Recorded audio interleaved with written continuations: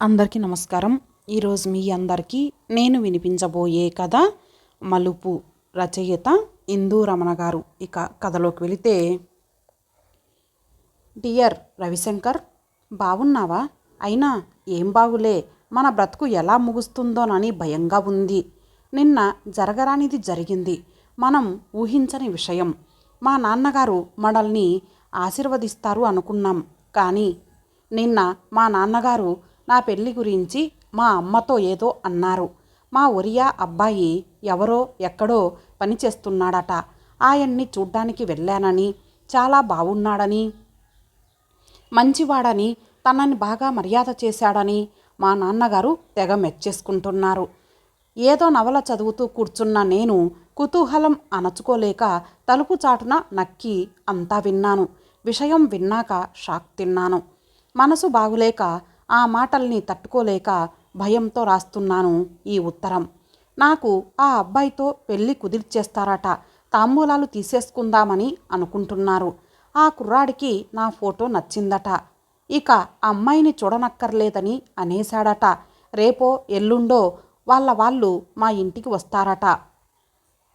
ఏం చేయను? నీ జవాబు కోసం ఎదురు చూస్తూ, నీ ప్రియమైన అరుంధతి. ఉత్తరాన్ని పదే పదే చదివాడు రవిశంకర్. అక్షరాలు ముత్యాల్లా ఉన్నాయి, నక్షత్రాల్లా మెరుస్తున్నాయి. గాబరాగా రాసినట్లుంది, బాధతో రాసినట్లుంది. కొన్ని అక్షరాలు అలుక్కుపోయినాయి. మరలా ఉత్తరాన్ని చదివాడు రవిశంకర్. పాపం అరుంధతి ఎంత వ్యధతో రాసిందో.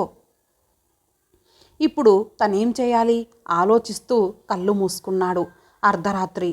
గోడ గడియారం 2 గంటలు కొట్టింది. రవిశంకర్ ఉలిక్కిపడ్డాడు. వరండాలో వాలు కుర్చీలో జారగిలబడి నిద్ర రాక ఆలోచిస్తూ కూర్చున్నాడు. లోపల గదిలో నిద్ర పట్టక నిమిషాలు లెక్క పెడుతూ కళ్ళు మూసుకొని ఉంది అతని తల్లి. ఆ మంచం ప్రక్కన క్రింద చాప మీద వెల్లకిలా పడుకొని ఉంది అతని చెల్లి. తల్లి వైపు చూశాడు రవిశంకర్.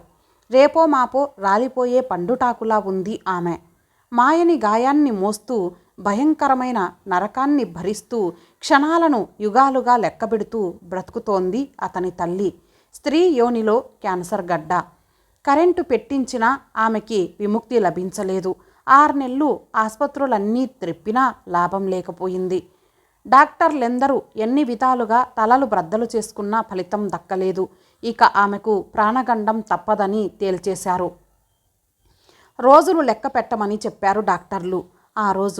ఆ వారం రోజులు ఎంత బాధపడ్డాడు తను. కన్న తల్లి కళ్ళ ముందు కన్ను మోయడానికి సిద్ధంగా క్యాన్సర్ రాకాసికి బలైపోబోతోందని తెలిసి ఎలా కుమిలిపోయాడు. ఆ వారం తర్వాత కొంచెం కొంచెంగా మనసు కుదుటపడింది. ఇప్పుడు తల్లి ఎంత వేగంగా చచ్చిపోతే అంత మంచిదనిపిస్తోంది. ఆమె పడే వేదన చూడలేక, ఆమె భరిస్తున్న నరకయాతన చూసి తట్టుకోలేక, ఈ క్షణం చచ్చిపోతే ఎంత బావుణ్ణు. మంచం మీద బాధతో మెలికలు తిరుగుతుంటే ఎవరూ ఏమీ చేయలేక దీనంగా చూడటం తప్ప వేరే ఏమీ చేతకాక నిర్వికారంగా నిశ్చేష్టులై నిల్చోవడం తప్ప తామేం చేయగలరు? ఎన్నాళ్ళు మందులు వాడినా ఏం ప్రయోజనం? తాత్కాలిక ఉపశమనం కోసం వేలకు వేలు అప్పు చేసి ఖర్చు చేయవలసి వస్తోంది. తాను సంపాదిస్తున్న 500 ఏ మూలకి వస్తాయి? తాత తండ్రులు సంపాదించిన ఇంటి మీద ఎవరైనా ఎన్ని వేలు ఇవ్వగలరు? లైట్ ఆర్పేసి వాలు కుర్చీలో అలాగే కళ్ళు మూసుకొని పడుకున్నాడు. కానీ అతని కళ్ళల్లో అరుంధతి కదులుతూనే ఉంది. ఆమె రాసిన ఉత్తరం అతని మెదడులో మెదులుతూనే ఉంది. ఏం చేయడం? ఇటు అరుంధతి, అటు అమ్మ చెల్లి. అరుంధతి ప్రేమను తను వదులుకోగలడా? చెల్లెలికి పెళ్లి చేసి ఆ తర్వాత తను పెళ్లి చేసుకోవాలి అనుకున్నాడు. కానీ ఇప్పుడు పరిస్థితి ఇలా విషమించింది. ఈ సమస్యని ఎలా పరిష్కరించడం? తల్లి చూస్తే ఇలా ఉంది. అమ్మ ఈ క్షణంలో చచ్చిపోతే ఎంత బావుణ్ణు. ఆ ఆలోచనకు రవిశంకర్ ఒక్కసారి ఉలిక్కిపడ్డాడు. ఎటు పరుగులెడుతోందో తెలియని మెదడుని, మనసుని ఆధీనంలోకి తెచ్చుకున్నాడు. ఇదేమిటి ఇలా ఆలోచిస్తున్నాడు? తల్లిని బ్రతికించుకోలేకపోయినా 4 వారాలైనా తన కళ్ళ ముందు ఉంటే చాలన్న ఉద్దేశంతో వేలకు వేలు అప్పు చేసి మందులు వాడుతున్నాడు కదా. కానీ తను ఇలా ఆలోచిస్తున్నాడేమిటి? అరుంధతి. అందని ఆకాశంలో కనీ కనిపించకుండా మెరిసే అరుంధతి. ఎందరి గుండెల్లోనూ ఆశగా మాత్రమే మెరిసే అరుంధతి తనని కటాక్షించి కరుణించి కవ్వించి మరీ తన హృదయం మీద వాలింది. ఎన్నో జన్మల అదృష్టంగా ఆ రోజు భావించాడు. ఆ అరుంధతిని ఈరోజు కులం కాలనాగు కాటేయాలని కూర్చుంది. ఎలా రక్షించడం? తన నుండి అరుంధతిని వేరు చేయబోతోంది విధి. ఎలా ఎదిరించటం? తల్లి చావు ఖాయమైంది. చెల్లి పెళ్ళి కూడా ఖాయమైతే ఎంత బావున్ను. చి, తన ఆలోచనల్లో ఎక్కడో ఏదో అపశృతి పలుకుతోంది. తల్లి చావుతో తనకి విముక్త? రవిశంకర్ ఆలోచనలు గజిబిజిగా సాగుతున్నాయి. అరుంధతిని పరాయి మగాడితో ఊహించగలడా? తేనెలొలికే ఆమె అదరాలని తను తప్ప ఎవరైనా చుంబిస్తే తను భరించగలడా? తల్లితోనే తను పాడే ఎక్కడూ? ఆ ఊహే ఉరి బిగిస్తోంది తన బ్రతుక్కి. భగవాన్, ఏమిటి ఈ సమస్యకు పరిష్కారం? తల్లి సంగతి సరే సరి, మరి చెల్లి? తను అరుంధతిని లేవదీసుకుపోతే చెల్లి గతేం కాను? పరిపరి విధాలా ఆలోచిస్తున్నాడు రవిశంకర్. అప్పుడు రవిశంకర్ అతని ప్రాణమిత్రుడు గుర్తుకొచ్చాడు. ఆ తర్వాత తన నిర్ణయాన్ని మననం చేసుకున్నాడు. గోడ గడియారం 3 గంటలు కొట్టింది. వాలు కుర్చీలోంచి లేచి చొక్కా తొడుక్కున్నాడు రవిశంకర్. ఆ వీధిలోనే చివర్లో ఉన్న కుమార్ ఇంటికి బయలుదేరాడు. బయట వరండా అరుగు మీద ఒక్కడే ఒంటరిగా పడుకొని ఉన్న కుమార్ని తట్టి లేపాడు రవిశంకర్. కుమార్ చటుక్కున లేచి కూర్చొని కళ్ళు నులుముకొని చూశాడు మిత్రుణ్ణి. ఏరా? ఆశ్చర్యంగా అన్నాడు కుమార్. పనుందిరా, రా అని వీధి లైటు క్రిందకు తీసుకువెళ్ళి అరుంధతి రాసిన ఉత్తరం కుమార్కు చూపించాడు రవిశంకర్. ఆతృతగా ఉత్తరం చదివాడు కుమార్. ఏం చేస్తావు?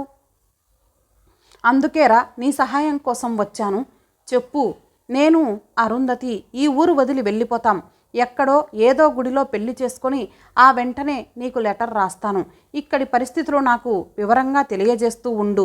ఎప్పటికప్పుడు మా ఇంటికి వెళ్ళి మా ఇంటి పరిస్థితి నాకు కబురు చేయి. ఓ నెల రోజులు పోయాక ఇద్దరం కలిసి ఊర్లోకి వస్తాం.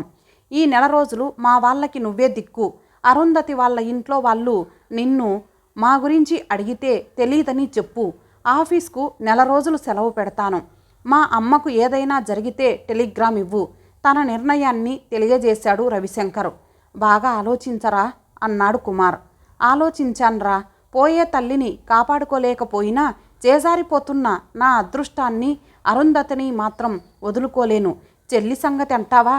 తర్వాత కాలం అనుకూలిస్తే కట్నం వేల మీదైనా అనుకూలుడైన వ్యక్తిని చూసి పెళ్లి చేస్తాను చెప్పాడు రవిశంకర్. నీ ఇష్టం.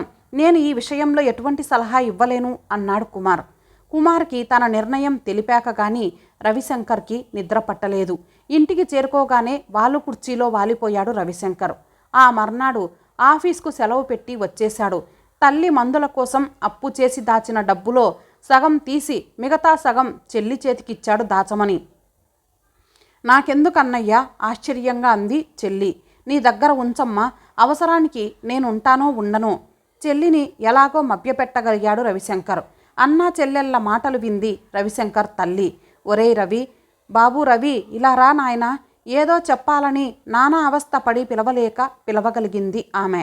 6 నెలలుగా తిండి లేక బల్లిలా మంచాన్ని కరచుకొని కొన ఊపిరితో కొట్టుకుంటున్న గుండెతో కీచుగా లోగొంతుతో తల్లి పిలిచేసరికి రవిశంకర్ ఉలిక్కిపడ్డాడు. క్షణం తొట్రుపడ్డాడు. తల్లి మంచం దగ్గరకు వచ్చాడు. కొత్త వాళ్ళెవరైనా అయితే ఆమెను చూడ్డానికి వచ్చినా ఆ గదిని ఆక్రమించుకున్న దుర్గంధాన్ని భరించలేక భయపడి దూరంగా వెళ్ళిపోతారు. రవిశంకర్ కళ్ళకి తల్లే కనిపిస్తోంది. కన్న కొడుకును రెప్ప ఎత్తి కూడా చూడలేని దీన పరిస్థితిలో ఉన్న ఆ తల్లి నీరసంగా మూలిగి అలాగే కళ్ళు మూసుకుంది. బట్టలు, తనకి ముఖ్యంగా అవసరం అనుకున్న వస్తువులు బ్యాగులోనూ వేరే ఇంకో సూట్ కేసులోనూ సర్దుకున్నాడు రవిశంకర్. సాయంత్రం ఓ కుర్రాడితో తమ ఇంటికి 6 ఇండ్ల అవతల ఉన్న ఇంట్లో ఉంటున్న అరుంధతికి ఏకాంతంగా ఉన్నప్పుడు ఇమ్మని చెప్పి ఉత్తరం రాసి పంపించాడు. ఆ కుర్రాడికి అలా వాళ్ళ ఉత్తరాలు మోయడం అలవాటే. రాత్రి వరకు ఆతృతగానే గడిపాడు రవిశంకర్. పరిస్థితులు ఎలా విషమిస్తాయోనని భయంగానే ఉంది రవిశంకర్కి. భోజనం చేసి పడుకున్నాడు. పడుకుంటున్నప్పుడు చెల్లికి కనిపించకుండా బ్యాగు సూట్ కేసు తీసుకువచ్చి మంచం క్రింద దాచాడు రవిశంకర్. అర్ధరాత్రి గోడ గడియారం 12 గంటలు కొట్టగానే మంచం మీద నుండి లేచాడు రవిశంకర్. ఉదయం రవిశంకర్ చెప్పిన ప్రకారం కుమార్ గోపాలపట్నం వెళ్ళి ఆటో తీసుకువచ్చాడు. ఆ ఊర్లో ఆటోలు దొరకవు. రవిశంకర్ మంచం మీద నుండి లేచి బట్టలు వేసుకునేసరికి వీధి చివర ఆటో ఆగిన శబ్దం వినిపించింది. ఆటో దగ్గరకు పరుగు పరుగున వెళ్ళాడు. కుమార్ ఎదురొచ్చాడు రవిశంకర్కు. బ్యాగు సూట్ కేసు ఆటోలో పెట్టాడు రవిశంకర్. అరుంధతికి రాసిన ఉత్తరంలో రాత్రి 12 అయ్యేసరికి వీధి చివరకు రమ్మని రాశాడు. కానీ ఇంకా రాదేం? రవిశంకర్ ఆలోచిస్తున్నాడు. ఏదో కీడు జరగబోతోంది అనిపించింది రవిశంకర్కి. కుమార్కి చెప్పి అరుంధతి వాళ్ళింటికి బయలుదేరాడు రవిశంకర్. ఇంటి చుట్టూ ఎత్తైన ప్రహరీ, ఇంటి ముందు రకరకాల పూల మొక్కలు లక్క పిడత బోర్లించినట్టు ఉంది ఆ పెంకుటిల్లు. ఇంటి ముందు వాకిట్లో నిలబడి ఉంది అరుంధతి. తన రాక కోసమే ఎదురు చూస్తున్నట్లు ఉంది. గేటు శబ్దం కాకుండా తీసి నెమ్మదిగా అడుగు వేసుకుంటూ అరుంధతి దగ్గరకు వెళ్ళాడు రవిశంకర్. కిటికీ ప్రక్కన నిలబడి అరుంధతి తండ్రి అంతా గమనిస్తున్నాడన్న విషయం పాపం రవిశంకర్కు తెలీదు. అరుంధతి కళ్ళల్లోకి తీక్షణంగా చూశాడు రవిశంకర్. అరుంధతి, రా, వేగంగా రా. రవిశంకర్ నెమ్మదిగా నోట్లోనే సనుగుతున్నట్లు అన్నాడు రవిశంకర్. అరుంధతి మాట్లాడలేదు. దగ్గరగా వెళ్ళి చెయ్యి పుచ్చుకొని రమ్మన్నట్టు లాగాడు రవిశంకర్. ఆ క్షణం అరుంధతి కళ్ళల్లోకి చూసిన రవిశంకర్ ఉలిక్కిపడ్డాడు. ఆమె కళ్ళల్లో అతనికి తెలియని ఏదో మహత్తు. అప్రయత్నంగానే పట్టుకున్న చేతిని వదిలేశాడు. అదే చెయ్యి గాల్లోకి లేచి రవిశంకర్ చెంపని తాకింది. రవిశంకర్ నిశ్చేష్టుడైపోయాడు. ఏమిటి, అరుంధతికి దెయ్యంగాని పట్టలేదు కదా? తనని కొట్టడమా? అనురాగంతో తన బుగ్గల్ని ముద్దులతో ముంచెత్తే అరుంధతి, నీకేం పిచ్చెక్కలేదు కదా? కోపంగానే అన్నాడు. పిచ్చి నాకు కాదు, నీకు. ఛీ, ఇంతటి నీచుడవని నేను గ్రహించలేదు. నిన్ను నమ్ముకుంటే నట్టెట్లో మునగడమే అన్న నా తండ్రిని ఎదిరించి నువ్వు ఉన్నతుడువని వాదించాను. మనిషివని, మానవత్వం మూర్తిభవించిన మహానుభావుడవని నీ గురించి గొప్పగా కీర్తించాను. కానీ నువ్వు నయవంచకుడివి, నరరూప రాక్షసుడివి, నవమాసాలు కానీ పెంచిన తల్లినే వదిలేసి వచ్చిన మాతృద్రోహివి. నీ మీదే ఆశలు పెట్టుకొని తన కడుపు కట్టుకొని నిన్నింతవాన్ని చేసిన తల్లిని, చెల్లిని వదిలేసి వచ్చిన వంచకుడివి. పెళ్లి చేసి అత్తారింటికి పంపించి ఆమె ఆలనా పాలనా చూడవలసిన అన్నవి నువ్వు. ఆమె మానాన ఆమెని వదిలేసి వచ్చేశావు. ఒంటరి ఆడదాని కోసం నక్కల్లా కాచుకూర్చునే మగ మృగాల మధ్య ఎవరూ లేని అనాథగా నీ చెల్లిని వదిలేయడానికి నిర్ణయించుకున్న నువ్వు మనిషివా? పో ఇక్కడి నుంచి. వాళ్ళనే నీ తోడబుట్టిన దాన్ని, నీకు రక్తాన్ని పంచిచ్చిన తల్లిని వంచడానికి పూనుకున్న నీకు నేను అంతే. ఈ జన్మలో ఇక నీ ముఖం నాకు చూపించకు. నీకోసం ఇంట్లో వాళ్ళని ఎదిరించి నీ దాన్నవ్వాలని, నీలాంటి ఉన్నతుడి భార్యగా బ్రతకాలని నిర్ణయించుకున్న నా నిర్ణయం మంచిది కాదని తేలిపోయింది. నా తండ్రితో పందెం వేసి నేనే ఓడిపోయాను. బేబీ, నిన్ను అతను సుఖపెట్టలేడమ్మా. నువ్వు అనుకున్నంత ఆదర్శవంతుడు, ఆత్మీయుడు కాదమ్మా అతను అని నా తండ్రి అంటే కాదని వాదించాను. కేవలం ఆడదాని కోసం, ప్రేమించిన అమ్మాయి కోసం నీ బాధ్యతల్ని, బంధాల్ని తెంచుకోవడానికి ప్రయత్నించావు. తర్వాత ఇంకా దేనికోసమో నన్ను వదిలించుకుంటావేమో. నీ ప్రాణం కోసం, నిన్ను కనడానికి నీ తల్లి ప్రాణాలే లెక్క చేయలేదు ఆనాడు. తన స్వార్థం కోసం ఆమె నిన్ను కడుపులో పడగానే అబార్షన్ చేయించుకొని ఉంటే నువ్వు ఈ భూమి మీద మనగలవా? అరుంధతి కళ్ళల్లో నిప్పులు కురిశాయి. రవిశంకర్ అస్తమిస్తున్న సూర్యుడిలా నిర్వీర్యుడైపోయాడు. ఆ క్షణం ఆ నిశ్శబ్ద నిశీదిలో చప్పట్లు, వరుసగా 3 సార్లు చప్పట్లు లయబద్ధంగా వినిపించేసరికి ఉలిక్కిపడి తల ఎత్తాడు రవిశంకర్. అరుంధతి తండ్రి నవ్వుతూ ద్వారం దగ్గర నిలబడి చప్పట్లు కొడుతున్నాడు. అరుంధతి ఏడుస్తూ వెళ్ళి తండ్రి గుండెల మీద వాలిపోయింది. Daddy, you are great. మీరే గెలిచారు. మీరు చెప్పిందే కరెక్టు. అతను ఏదో రోజు నన్ను వాళ్ళను వదిలేసినట్టే వదిలేస్తాడు. ఏడుస్తూ కుప్పకూలిపోయింది అరుంధతి. ఇంతటితో ఈ కథ సమాప్తం. మరొక మంచి కథతో కలుద్దాం. అంతవరకు సెలవు. నమస్తే.